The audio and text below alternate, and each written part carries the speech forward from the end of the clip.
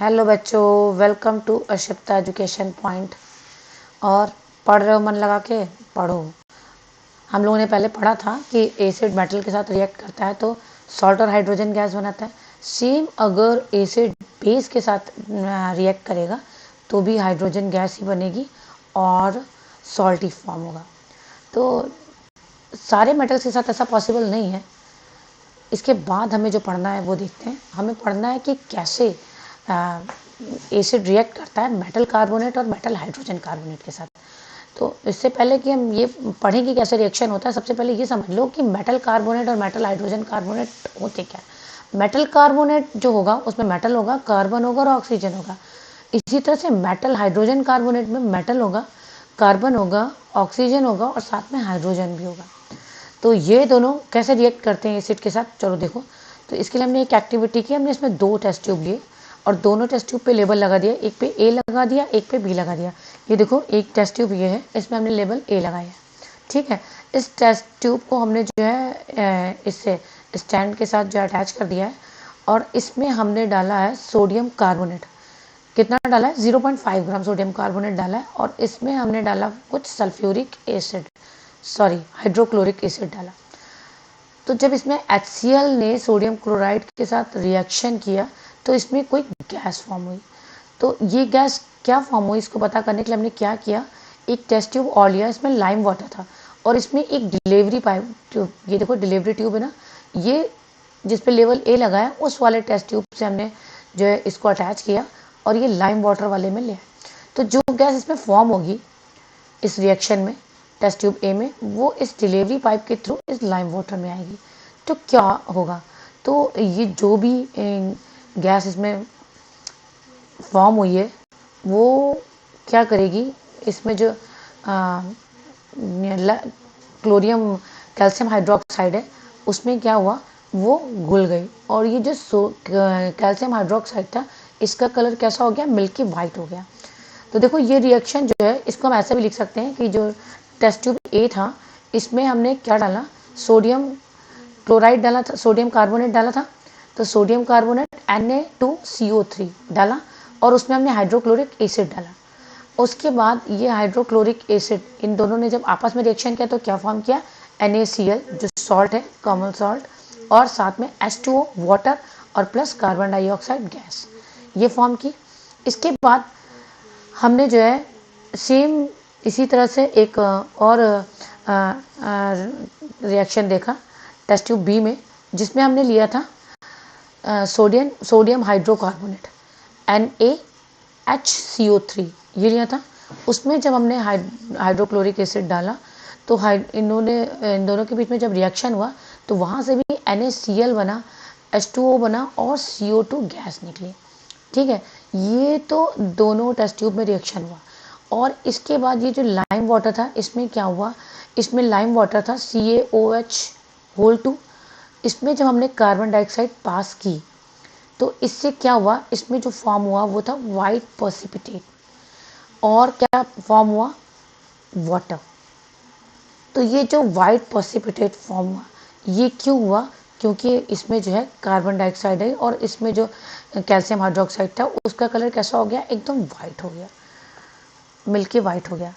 अगर इसी रिएक्शन को हमने आगे बढ़ाया और जो हमारे पास फॉर्म हुआ था white precipitate calcium hydroxide solution जो था, हमने उसमें थोड़ी और कार्बन डाइऑक्साइड गैस पास की। जब हमने और पास की तो देखो कुछ नया प्रोडक्ट फॉर्म हुआ, जैसे CaHCO3 होल 2।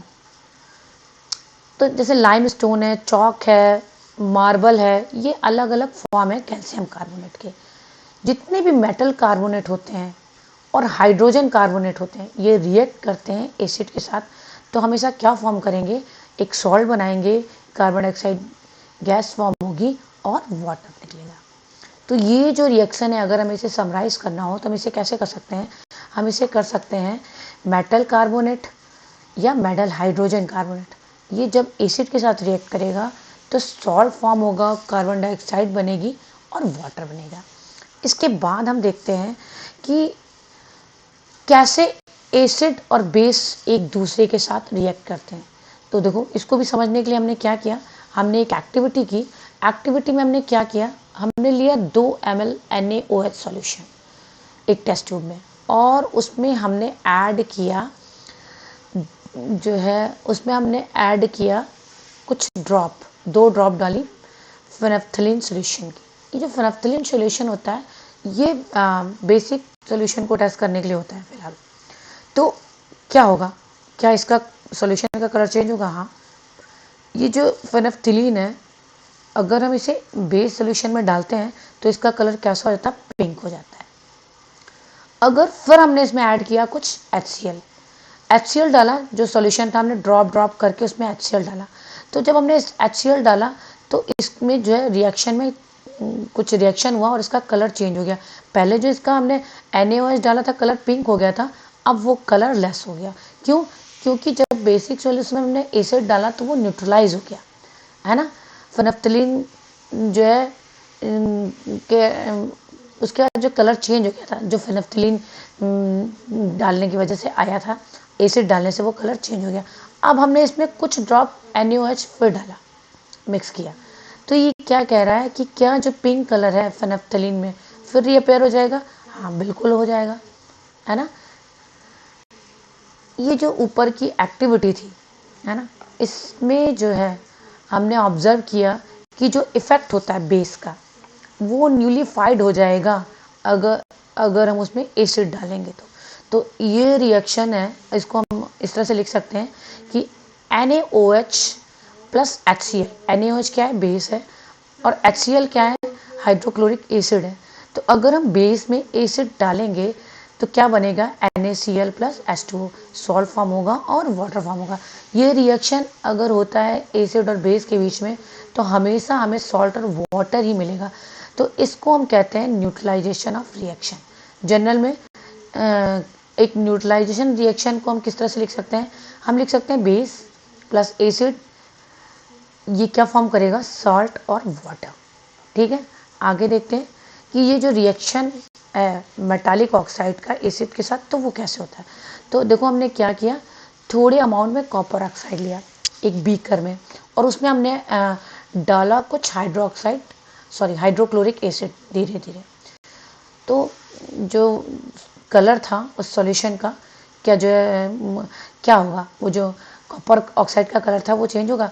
तो देखो कॉपर ऑक्साइड जब हमने डाला था तो उसका कलर था डार्क ब्लू, लेकिन जब हमने इसमें जो है ये HCl डाला तो इसका कलर ना थोड़ा ब्लू ग्रीन हो गया। क्यों हो गया? क्योंकि अब जो फॉर्म हुआ वो क्या था, वो जो सॉल्यूशन था कॉपर ऑक्साइड ने जो इसके साथ एसिड के साथ रिएक्शन किया, तो यहाँ पे क्या फॉर्म हुआ? Copper chloride. तो जनरल में देखो रिएक्शन को, ये अगर मेटल ऑक्साइड और एसिड में रिएक्शन होता है तो हम इसको कैसे लिखते हैं? मेटल ऑक्साइड प्लस एसिड, अगर इन दोनों का रिएक्शन कराएंगे तो हमें क्या मिलेगा?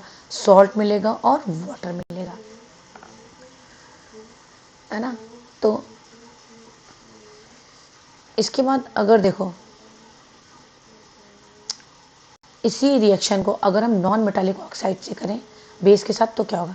देखो नॉन मेटालिक ऑक्साइड जो होते हैं वो नेचर में कैसे होते हैं? एसिडिक होते हैं, और अगर हम इनका बेस के साथ रिएक्शन कराएंगे तो ये क्या करेंगे? ये जो है हमें उसी तरह से सॉल्ट और वाटर ही फॉर्म होगा सेम तरीके से। तो ये जो हम कह सकते हैं कि नॉन मेटालिक ऑक्साइड जो है, हाँ, चूँकि नेचर में एसिडिक थे और जब हमने इसमें बेसिक सॉल्यूशन डाला तो न्यूट्रलाइज हो गया, और न्यूट्रलाइज होकर हमें इन्होंने क्या फॉर्म किया? वाटर और सॉल्ट। आज के लिए इतना ही, अगले वीडियो में फिर आपसे मिलूँगी, तब तक के लिए bye bye, all the best, good luck.